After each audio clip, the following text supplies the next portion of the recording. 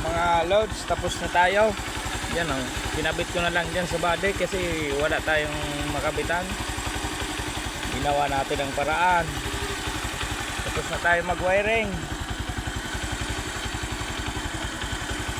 Ibabalot ko na lang tong wiring niya.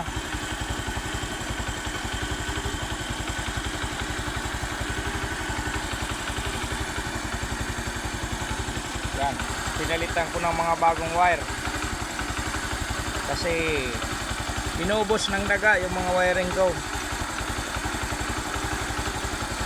Maliliit kasi ito sa electrical na to.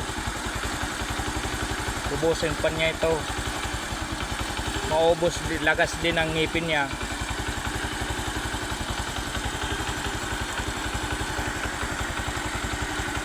Yan. Tapos yung mga accessories dito na sa box lahat. Iwas basa. Relay, fuse, interruptor. Yan, safe na siya.